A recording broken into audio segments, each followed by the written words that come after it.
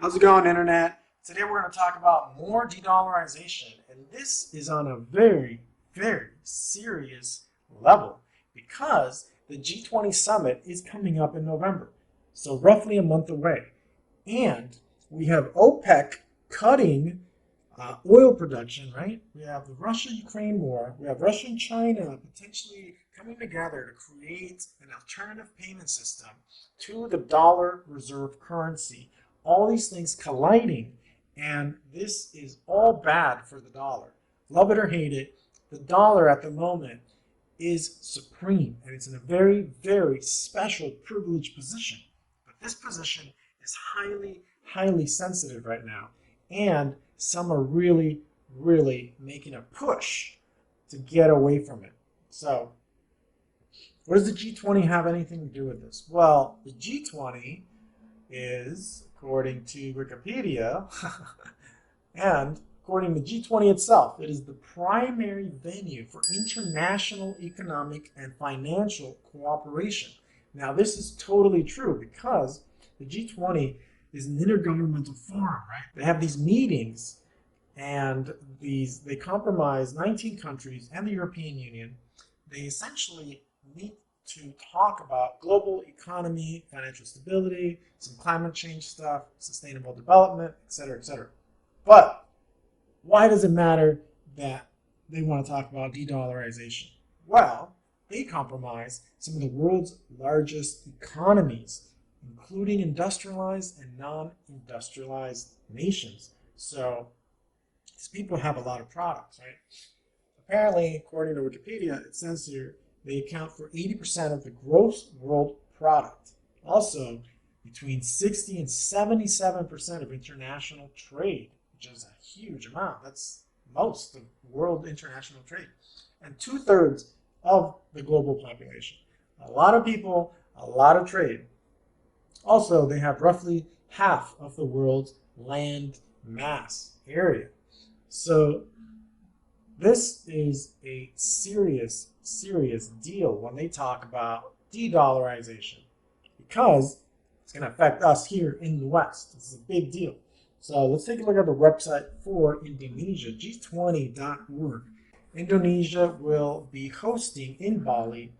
They hold the presidency of the G20 summit, I guess. So here's a countdown, 30 days. And some priority issues: global health architecture, digital transformation, digital dollar, maybe CBDCs, maybe energy transition. So what I want to talk about is how Indonesia's central bank, which is hosting the G20, they have spoken out against the use of the dollar. And this will lead to basically other countries speaking out against the dollar. Now, why does this matter? Because to have such a international forum of leading economies, and for the main one, the host, to talk about de-dollarization is a huge deal. So the central bank spoke out against the dollar because they use it in export-import transactions. Now they're calling to switch over to local currencies, okay, to resolve their international payments, to obviously reduce the reliance on the dollar. So they say that most of their current international trade is conducted in the dollar. So it says here 90% of it says 90% of export-import settlements are in US dollars, when in fact the value of their own exports to the US is only 10%, not very much. Now, the value of US imports is only 5%, not much at all. So essentially, they want to utilize local currency settlements to increase export-import efficiency of the greater region. And it makes sense for them, but of course this will hurt the dollar.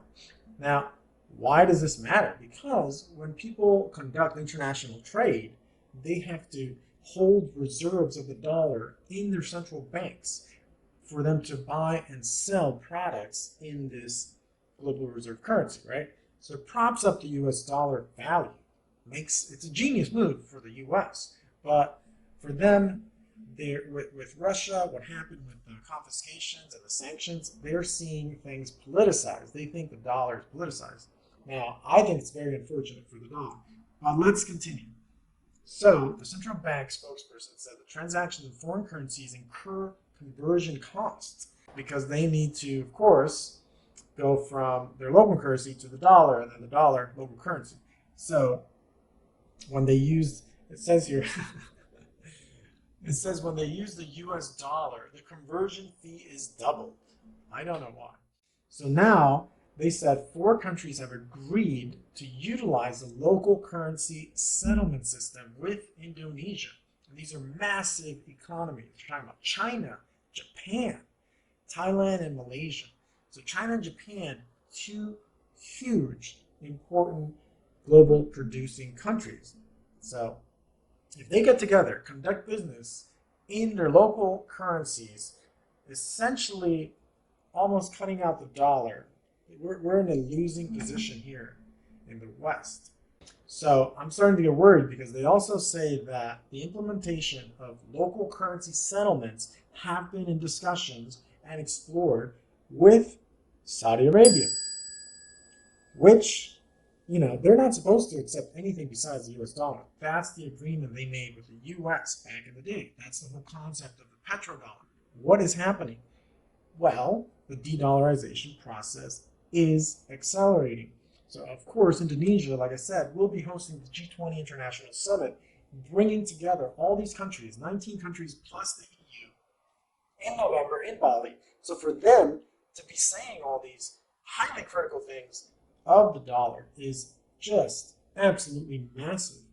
So what's going to happen with all these regulators in other countries trying to reduce their reliance on the greenback? Well, it potentially could lower the value of the dollar. And this is exactly what we're afraid of, what I'm afraid of. This is what actually worries me, because then we have less buying power. We have less say. For them, it might be great, but it's bad for us. So we'll see. Now, does Russia have influence on the G20? Well, maybe. In March 2022, following Russia's invasion of Ukraine, the White House did call for Russia to be removed from the group. Are they all plotting something against the U.S. and therefore the U.S. dollar supremacy? Maybe. We don't know. But it is interesting that they are in the G20 group, and a lot of them are actually fighting each other. So it's pretty crazy. Russia claims it would not be a significant issue as most G20 members are already fighting Russia economically due to war. So, you know, they don't care if they get kicked out of G20. China suggested that expelling Russia would be counterproductive. Now, that would make more sense because you'd want to keep your enemy a little bit close, so at least you kind of know what they're doing instead of just isolating them. Now, for those of you who think Indonesia is not that important, well, they might not have one of the biggest economies in the world, but they do have a strong economy, and they also have a lot of people. They have 76 million people. I mean, that's pretty close to the U.S. population. So it is a sizable country. And all those people, guess what? They consume, they produce something, they consume. Most importantly, a lot of them might consume U.S. products. Well, what's going to happen with G20? Are they going to openly go against the dollar? Maybe. It sounds like some of these countries are really getting a little ballsy in being against the dollar. Is it all because of Russia's influence? Maybe. Is it? We don't know. But you got OPEC, you got Russia, you got China. Seems problematic. So we will keep an eye out on this. All right, guys, smash a like, subscribe if you haven't. I'll see you in the next one. Can anybody out there hear me? Hear me? 'Cause I just wanna Can anybody out there hear me? Hear me? Can anybody out there hear me? Hear me? 'Cause I just wanna